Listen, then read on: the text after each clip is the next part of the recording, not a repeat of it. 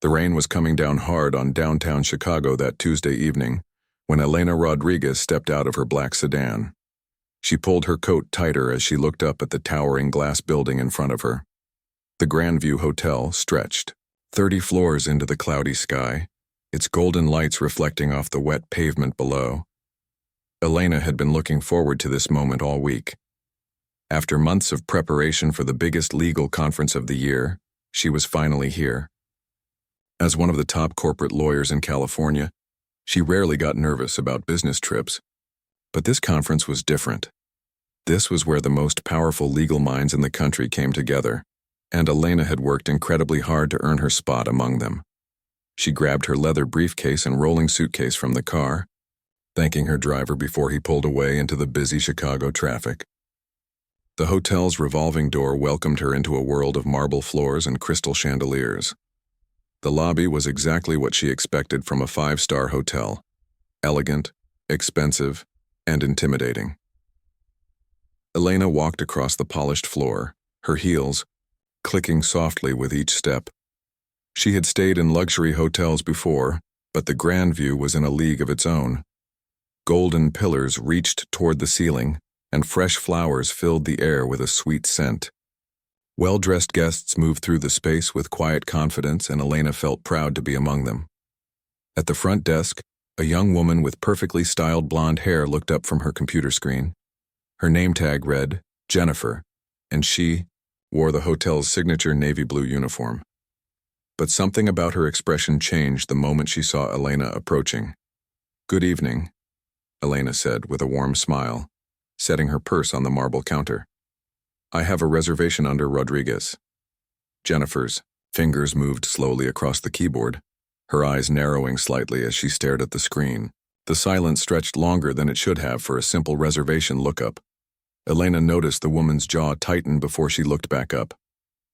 "I'm sorry, but I'm not seeing anything under that name," Jennifer said, her voice lacking the warmth Elena had heard her use with the previous guest.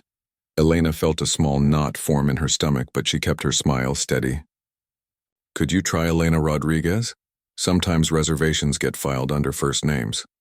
More typing, but this time Jennifer barely glanced at the screen before shaking her head. "No, nothing there either. Are you sure you made the reservation for tonight?"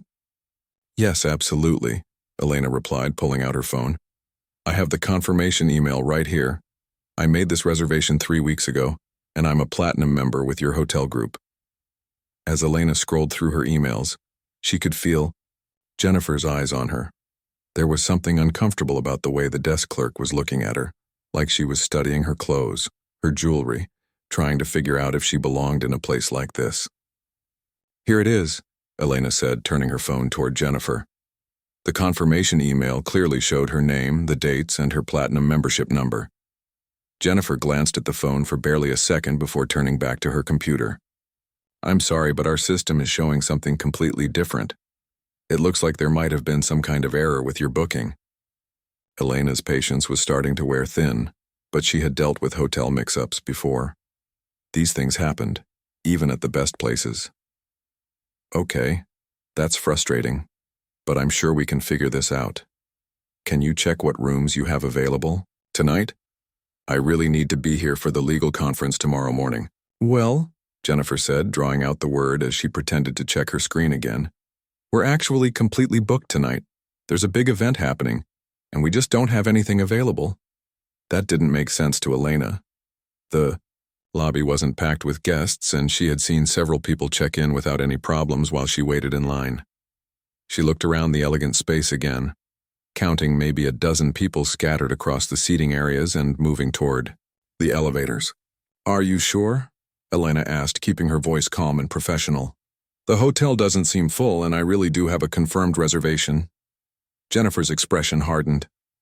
"Ma'am, I'm telling you what our computer system says. We don't have any rooms available, and I don't see any reservation under your name. Maybe you made your booking at a different hotel." Elena felt heat rising in her cheeks. She had been traveling for business for over 10 years, and she knew exactly where she had made her reservation. She also knew when she was being given the runaround, and this was definitely one of those times. "This is the Grandview Hotel in downtown Chicago, correct?" Elena asked, her voice getting firmer. And you're telling me that you're completely sold out, even though I have a confirmed reservation and I can see that your lobby is practically empty? Ma'am, I don't appreciate your tone, Jennifer said, her voice getting louder. I'm trying to help you, but if you're going to be difficult about this, maybe you should consider staying somewhere else. There are plenty of other hotels in the city that might be more suitable for you. The words hit Elena like a slap. She had heard that phrase before, always delivered with the same fake politeness that barely covered the real meaning underneath. Elena was a successful lawyer who had argued cases in front of federal judges, but in this moment she felt like she was back in college, being told she didn't belong in advanced classes. She took a deep breath, reminding herself that losing her temper wouldn't solve anything. I'd like to speak with your manager, please. Jennifer rolled her eyes slightly. The manager is busy right now. Like I said, we're very full tonight and he's dealing with important guests. Then I'll wait, Elena said firmly. I'm not leaving until someone can explain to me why my confirmed reservation has disappeared and why you're telling me you're full when you're clearly not.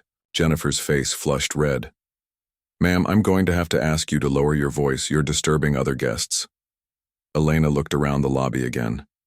The nearest guests were sitting at least 50 feet away, chatting quietly among themselves, and paying no attention to the conversation at the front desk. She hadn't raised her voice at all, but she was starting to understand that facts didn't matter in this situation. I'm speaking in a normal tone, Elena said. I'm simply asking for the manager so we can resolve this booking issue. Jennifer picked up the phone behind the desk, turning away from Elena as she spoke in a low voice. Elena couldn't hear what she was saying, but she caught a few words. Difficult guest and causing problems. While she waited, Elena watched other guests approach the front desk. A middle-aged white couple walked up to the second clerk and they were greeted with warm smiles and efficient service. Their check-in took less than 3 minutes and they were on their way to the elevators with their key cards and a restaurant recommendation.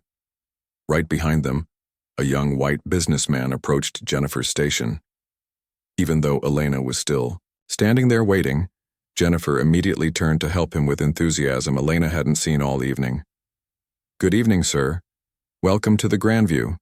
How can I help you tonight? Elena watched in disbelief as the man received the same warm treatment she had been denied. He didn't have a reservation, but Jennifer quickly found him a room, upgraded him to a better floor, and even offered him complimentary breakfast. That's when Elena knew for certain that this wasn't about computer problems or booking errors. This was about something much more troubling, something she had hoped she wouldn't encounter at a prestigious hotel in 2024. As she stood there watching other guests receive the treatment she had been denied, Elena felt a familiar mixture of anger and sadness wash over her.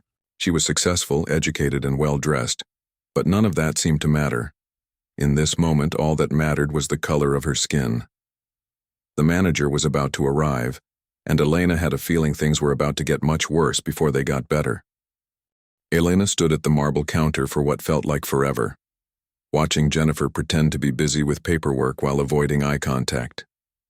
The lobby around her continued its quiet hum of activity, with guests coming and going, their footsteps echoing softly on the polished floors. But Elena felt like she was standing in a bubble of tension that nobody else could see.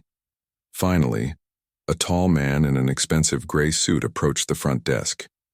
His silver hair was perfectly styled, and his walk had the confident stride of someone who was used to being in charge. The name tag on his jacket read, Richard Sterling, General Manager. Good evening, he said to Elena, but his smile didn't reach his eyes. I understand there's been some confusion about your reservation. Elena felt a small wave of relief. Finally, someone with authority who could sort this mess out. Yes, thank you for coming. I have a confirmed reservation, but your desk clerk is telling me you're completely booked. I've shown her my confirmation email and my platinum membership information, but she says there's nothing in your system. Sterling nodded slowly, but Elena noticed he didn't ask to see her phone or check the computer screen himself. Instead, he glanced at Jennifer, who gave him a meaningful look that Elena couldn't quite read. I see, Sterling said.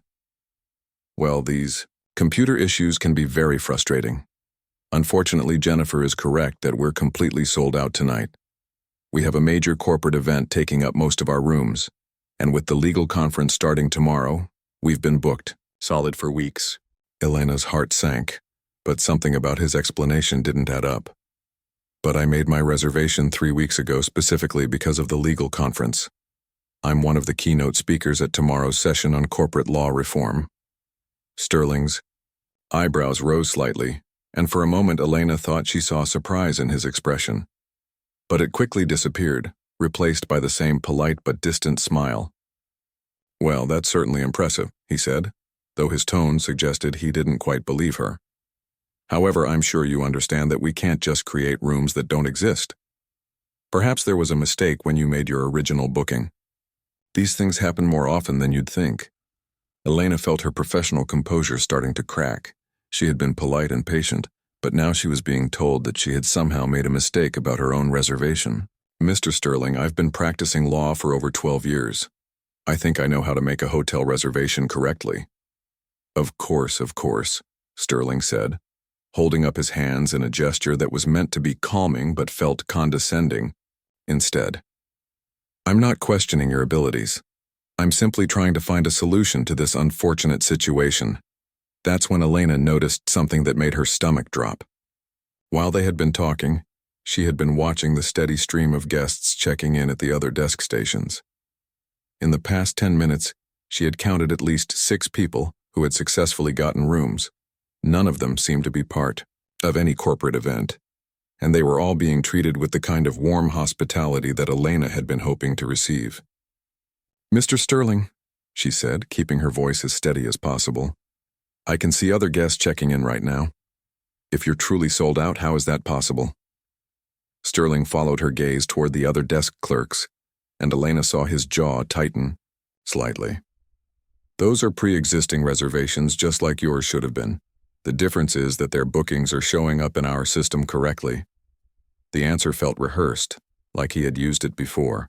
Elena was starting to realize that this conversation wasn't going to go the way she had hoped, but she wasn't ready to give up yet. "Then let me speak with your IT department," she said. "If there's a technical problem with your reservation system, they should be able to fix it.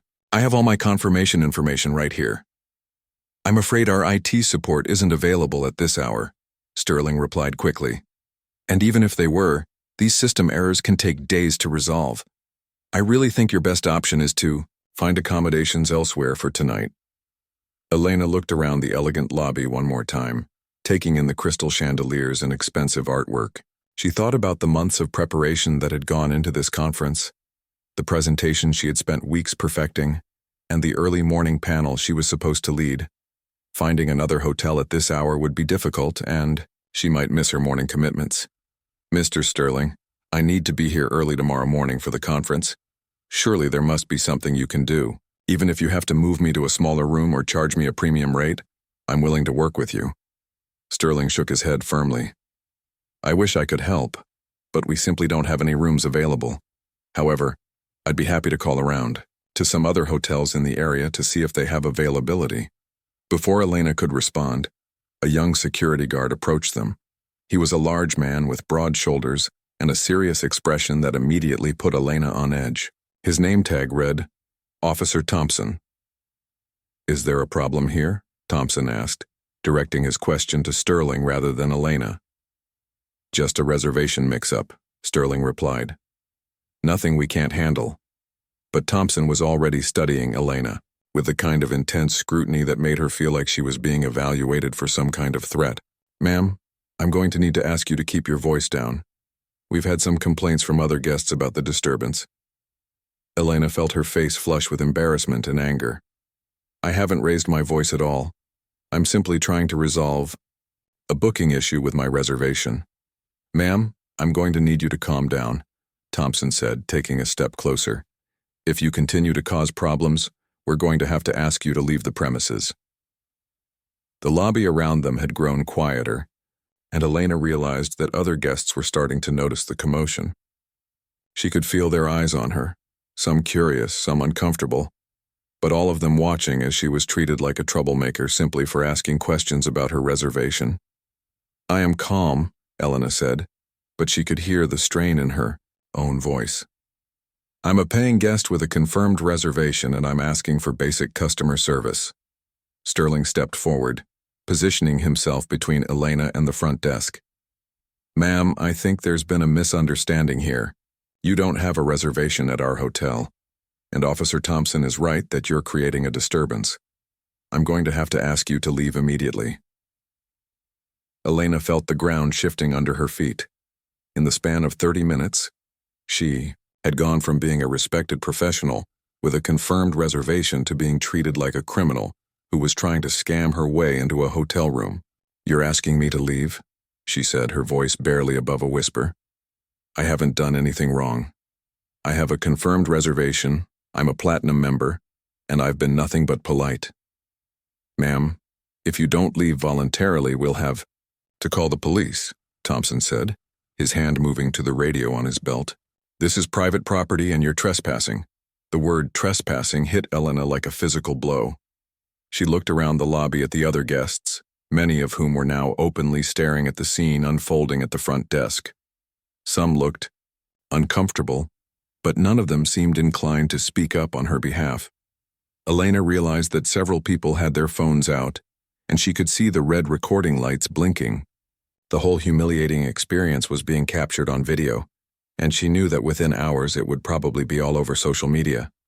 She thought about fighting back, about demanding to see the reservation system herself, about calling her own lawyers to sort this mess out. But she also knew that escalating the situation would only make things worse. She was outnumbered, outgunned, and clearly unwelcome. "Fine," she said quietly, picking up her purse and briefcase. "I'll leave, but I want you to know that this is completely unacceptable, and I'll be filing a complaint with your corporate headquarters." Sterling's expression didn't change. "That's certainly your right, ma'am. Officer Thompson will escort you to your car." As Elena walked across the marble floor toward the exit, she could feel dozens of eyes following her every step. The clicking of her heels seemed louder now, echoing through the suddenly quiet lobby like a countdown to her departure. Thompson stayed close behind her, making sure everyone could see that she was being removed from the premises. When they reached the revolving door, Elena turned back one last time to look at the beautiful lobby she was being forced to leave. That's when she saw Sterling and Jennifer at the front desk, watching her go with expressions of satisfaction. They had won this round and they knew it, but as Elena stepped out into the cold Chicago night, she had no idea that this humiliation was about to change everything. 300 miles away in his corner office on the 42nd floor of a Manhattan skyscraper, David Williams was having what should have been a routine Tuesday evening. The city lights twinkled below him as he reviewed quarterly reports, preparing for another board meeting that would decide the fate of millions of dollars in investments. David had built his empire from nothing. Starting with a small investment firm 20 years ago, he had grown Williams Capital into one of the most powerful financial companies in the country. His portfolio included everything from tech startups to real estate developments, from restaurant chains to luxury hotel groups. But despite his success, David always made time for the most important thing in his life: his family. He was just closing his laptop when his assistant knocked on the door. Patricia had worked for him for over 8 years, and she never interrupted his evening unless it was truly urgent. "Mr. Williams," she said, stepping into the office with her tablet in hand. "I'm sorry to bother you, but you need to see something. It's about Elena." David's heart skipped a beat. Elena was his wife of 10 years, the love of his life, and the strongest person he knew. She was in Chicago for a legal conference, and the last time they had spoken, everything seemed fine. "What's wrong?" he asked, immediately standing up from his desk. Patricia turned her tablet toward him, and David saw a video that was already being shared thousands of times across social media platforms. The caption read, "Successful lawyer kicked out of luxury hotel for no reason." As David watched the video, his blood began to boil. There was his wife, dressed in her professional attire, being escorted out of the Grandview Hotel by security, while other guests recorded the whole thing. He could see the humiliation on her face, the way she held her head high even as she was being treated like a criminal. How long has this been online? David asked, his voice dangerously quiet. About an hour, Patricia replied. It's already gone viral. The hashtag is trending nationwide.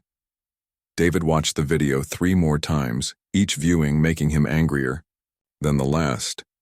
He could see exactly what had happened. His wife, one of the most accomplished lawyers in the country, had been denied service and kicked out of a hotel because of the color of her skin. In 2024, this was still happening to the woman he loved. But there was something the hotel staff didn't know. Something that was about to change everything. David picked up his phone and dialed Elena's number. She answered on the first ring, and he could hear the exhaustion and hurt in her voice. David, I was just about to call you, she said. You probably saw the video by now. Are you okay? He asked, though he could tell from her tone that she wasn't. I'm fine. Embarrassed, angry, but fine.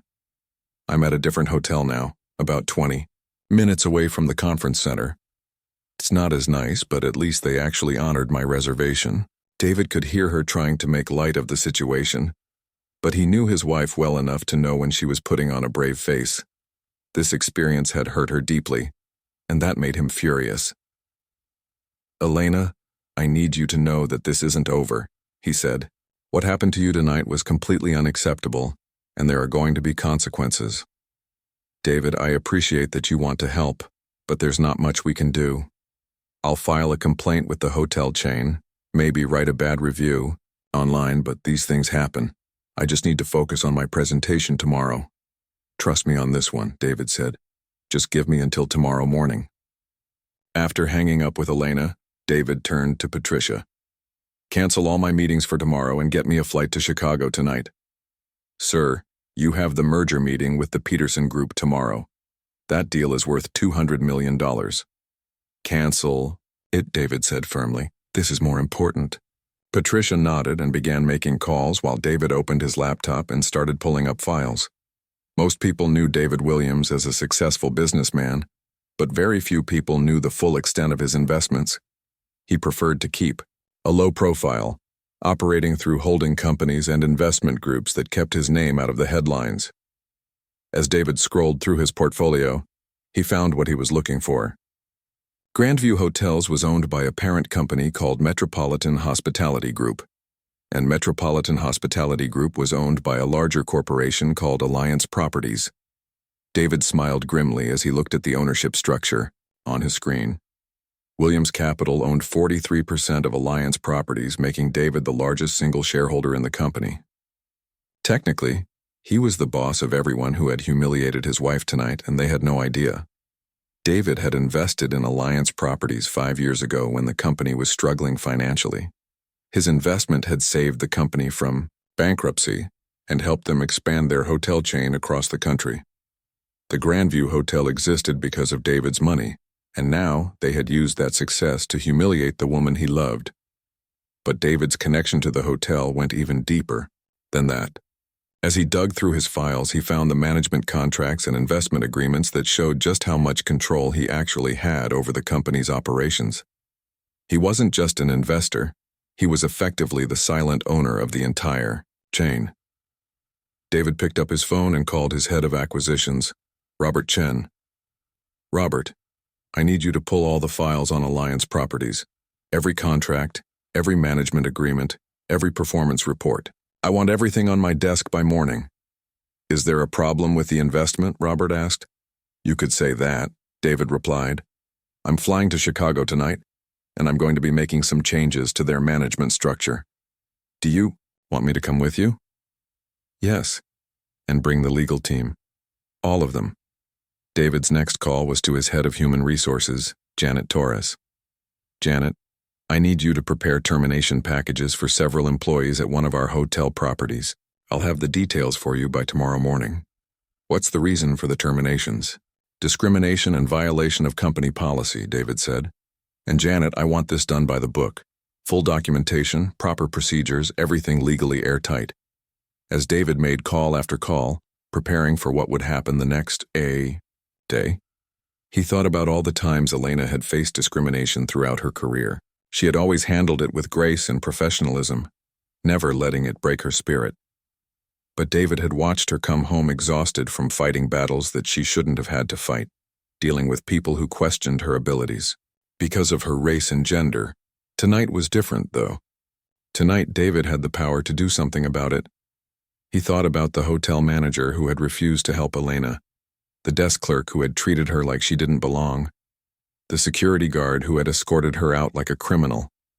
They had all made a huge mistake, and they were about to find out just how expensive that mistake was going to be. David's private jet was ready within 2 hours.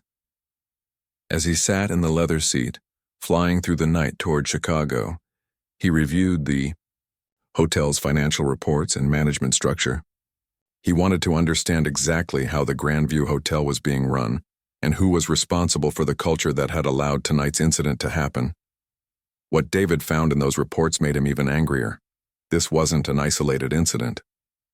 There were complaint letters that had been ignored, diversity training that had been skipped, and a pattern of behavior that showed the hotel's management had been covering up problems for years.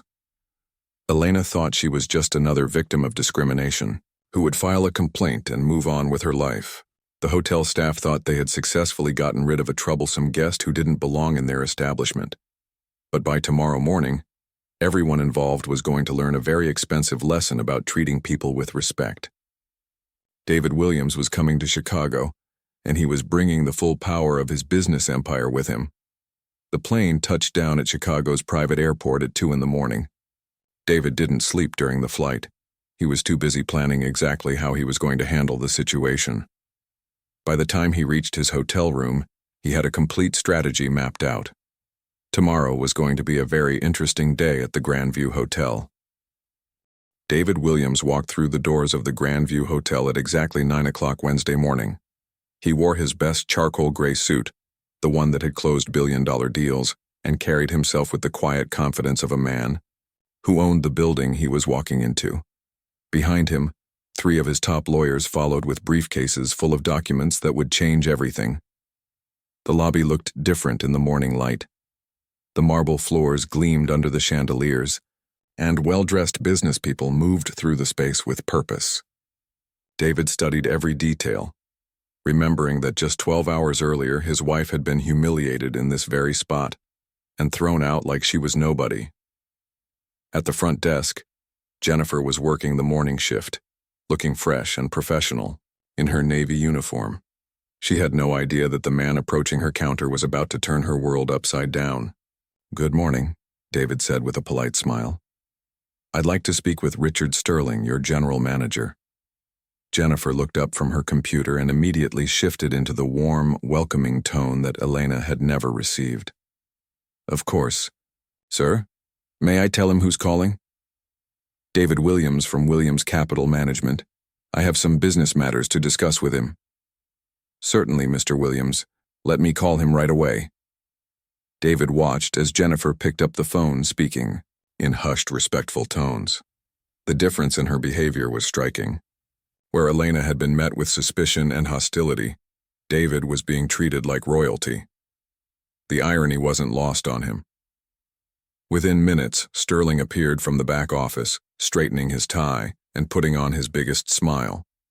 He was clearly excited to meet with someone from what he assumed was a potential corporate client. "Mr. Williams, what a pleasure to meet you," Sterling said, extending his hand. "I understand you're interested in discussing some business with us?" "Actually, yes," David replied, shaking the man's hand firmly. "But first, I'd like to see your hotel security footage from last night, specifically the footage from around 7 to 8 p.m. at the front desk area." Sterling's smile faltered slightly. "I'm sorry, but hotel security footage is confidential. We can only share that information with law enforcement or in response to a legal subpoena." David nodded calmly and gestured to one of his lawyers who stepped forward with a leather folder. "Then it's fortunate that I brought my legal team with me. This is a formal request for all security footage, employee records, and incident reports from yesterday evening." Sterling took the documents, his face growing pale as he read through them. David watched as the man's expression changed from confusion to shock to fear. "Mr. Williams," Sterling said slowly, "I'm not sure I understand what this is about." It's about the woman who was kicked out of your hotel last night, David said, his voice remaining calm but getting colder. The successful lawyer who had a confirmed reservation but was told you were fully booked. The paying guest who was escorted out by security for the crime of asking questions about her reservation. Sterling's face went white. Sir, if you're referring to the incident with Ms. Rodriguez, I can assure you that everything was handled according to our standard procedures. We had a reservation system error, and when the situation became disruptive, we had to ask her to leave. David pulled out his phone and showed Sterling the viral video that now had over 2 million views. This is what your standard procedures look like to the rest of the world. And this woman, Elena Rodriguez, happens to be my wife. The blood drained completely from Sterling's face. Behind him, Jennifer let out a small gasp. Suddenly, everyone in the vicinity was paying very close attention to the conversation. Your wife? Sterling stammered. Sir, I had no idea. If we had known who she was, we never would have. Stop right there, David interrupted. You never would have what? Treated her badly because she's married to someone important? That's exactly the problem. Every guest who walks into this hotel deserves the same level of respect, regardless of who they're married to or what they look like.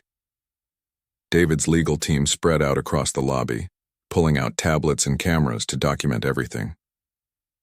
Other hotel staff members were starting to gather, whispering among themselves as they realized something big was happening. Now, David continued, I'm going to ask you again for that security footage, and this time, I suggest you cooperate because I have a feeling there's a lot more to discover about how this hotel operates. Sterling looked like he might faint. Of course, sir. Absolutely. Let me get that for you right away. As Sterling hurried off to retrieve the footage, David turned his attention to Jennifer, who was trying very hard to look busy with her computer screen. Jennifer, he said, and she looked up with wide, frightened eyes. I understand you were the desk clerk who helped my wife last night. Sir, I was just following hotel policy, she said quickly. The reservation system was showing errors, and we really were fully booked. David smiled, but there was no warmth in it. Were you? Because I've been looking at your booking records from last night, and it appears you had at least 15 rooms available. Would you like to explain how that constitutes being fully booked? Jennifer's mouth opened and closed like a fish out of water. She clearly hadn't expected anyone to fact-check her story. The computer was showing different information last night, she said weakly. Interesting, David replied. Because I also have the logs from your reservation system, and they show that my wife's booking was active and confirmed in your database the entire time. So either your computer system is completely broken, or you chose to ignore a valid reservation. Before Jennifer could answer, Sterling returned with a security guard carrying a laptop. Mr. Williams, we have the footage ready for you to review. David and his legal team gathered around the laptop as the security footage began to play. Watching the incident unfold from multiple camera angles made David even angrier than he had been the night before. He could see every moment of his wife's humiliation, every dismissive gesture from the staff, every moment when they chose to escalate the situation instead of resolving it. But what made David furious was what the cameras captured after Elena left. The footage showed Sterling and Jennifer high-fiving each other, clearly celebrating their success in getting rid of her. It showed them laughing and making comments that the microphones couldn't pick up, but their body language said everything. Very enlightening, David said as the footage ended. Now I'd like to see your employee handbook, your anti-discrimination policies, and any training records for your staff. Sterling was now visibly sweating.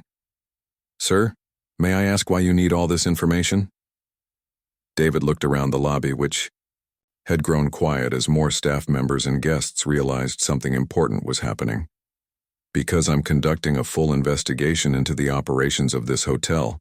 You see, Mr. Sterling, Williams Capital isn't just any investment firm. We happen to be the majority shareholder in Alliance Properties, which owns Metropolitan Hospitality Group, which owns this hotel. The silence in the lobby was deafening. Sterling's face went from pale to green, and Jennifer looked like she might be sick. Which means, David continued, that I'm essentially your boss. And last night, my employees treated my wife like a criminal simply because of the color of her skin. Sterling started stammering apologies, but David held up his hand to stop him. Save it. I want to see every complaint that's been filed against this hotel in the past 2 years. I want to see your hiring records, your training programs, and your management reports. And I want to see them now. Over the next 3 hours, David and his team uncovered a pattern of discrimination that went far beyond what had happened to Elena. They found complaint letters that had been buried, diversity training sessions that had been skipped, and hiring practices that seemed designed to keep certain types of people out of the hotel. They discovered that Elena wasn't the first successful professional to be turned away, despite having valid reservations. There were at least 6 similar incidents in the past year alone, all involving guests of color who had been told the hotel was full when it clearly wasn't. David also found financial records showing that the hotel's discriminatory practices were actually hurting their bottom line. They were losing customers, getting bad reviews, and damaging the reputation of the entire hotel chain. As the investigation continued, more employees were called in to give statements. Some tried to defend their actions, while others admitted they had witnessed discrimination but had been afraid to speak up. By noon, David had a complete picture of what was happening at the Grandview Hotel. It wasn't just one incident or one bad employee. It was a systemic problem that started at the top and infected the entire culture of the establishment. David looked at Sterling, who was sitting across from him looking completely defeated. Mr. Sterling, in all my years of business, I've never seen such a complete failure of leadership and basic human decency. Sir, please, Sterling began, if you'll just give us a chance to make this right. You had that chance last night, David interrupted. You had the chance to treat my wife with basic respect and dignity. Instead, you chose to humiliate her and throw her out of the hotel she had every right to be in. David stood up and gathered his files. The next morning, Elena was getting ready for her keynote presentation when David knocked on her hotel room door. She had spent the night at a smaller hotel across town, and while the accommodations weren't as luxurious as the Grandview, the staff had treated her with genuine warmth and respect. How did your presentation go yesterday? David asked as he hugged her. It went really well, actually, Elena said, adjusting her professional blazer. The legal conference was amazing, and my panel on corporate law reform got a standing ovation. It's funny how things work out. If I had stayed at the Grandview, I probably would have been too upset to give my best performance. David smiled, but Elena could see something different in his expression. David, what did you do yesterday? You had that look in your eyes when you called me, and I know you well enough to know when you're planning something. Let's just say I had a very productive conversation with the management at the Grandview Hotel. David replied. Would you like to take a ride with me? There's something I want to show you. 20 minutes later, they were sitting in David's rental car across the street from the Grandview Hotel. Elena could see a crowd of people gathered outside the main entrance, including several news vans and reporters with cameras. David, what's going on over there? Elena asked. Why don't we go find out? David said, getting out of the car. As they approached the hotel, Elena could hear reporters talking into their cameras about a major shakeup in hotel management and corporate accountability in action. She was confused until she saw a familiar figure walking out of the hotel's front door with a security box in his hands. It was Richard Sterling, the general manager who had kicked her out just 2 nights ago. He looked defeated and angry as he pushed through the crowd of reporters, refusing to answer their questions about his termination. Mr. Sterling, one reporter called out, is it true that you were fired for discriminating against hotel guests? Sterling ignored the question and got into a waiting car which quickly drove away. Elena turned to David with wide eyes. Please tell me you didn't get that man fired just because of what happened to me. I didn't get him fired because of what happened to you, David said carefully. I got him fired because of what my investigation discovered he's been doing to lots of people. You weren't his first victim, Elena. You were just the one that finally brought his behavior to light. As they watched, Jennifer, the desk clerk, also emerged from the hotel, carrying her own box of personal belongings. She was crying as she walked past the reporters, clearly overwhelmed by the sudden change in her circumstances. Her too? Elena asked. Her too, David confirmed. Along with Officer Thompson and 4 other employees who were involved in similar incidents over the past year. Elena felt a mix of emotions. Part of her was satisfied to see justice being served, but another part of her felt uncomfortable with the power that David had wielded to make it happen. David, I appreciate what you've done, but I hope this was about more than just revenge. It was, David said seriously. Come on, let me show you what else we're doing. They walked into the hotel lobby, which looked completely different from 2 nights ago. The same marble floors and crystal chandeliers were there, but the atmosphere was entirely changed. The staff members who remained were moving with purpose, and Elena could see several people in business suits conducting what appeared to be training sessions in different areas of the lobby. A woman in her 50s approached them with a warm smile. Her name tag read, Patricia Hayes, Interim General Manager. Mr. Williams, Mrs. Rodriguez, welcome back to the Grandview Hotel, she said. I want to personally apologize for the unacceptable treatment you received during your previous visit. We are committed to ensuring that nothing like this ever happens again. Elena was surprised by the genuine warmth in the woman's voice. Thank you, Ms. Hayes. I appreciate that. Mrs. Rodriguez, if you'd like, I'd be honored to give you a tour of the changes we're implementing. Your experience has become a catalyst for transformation throughout our entire hotel chain.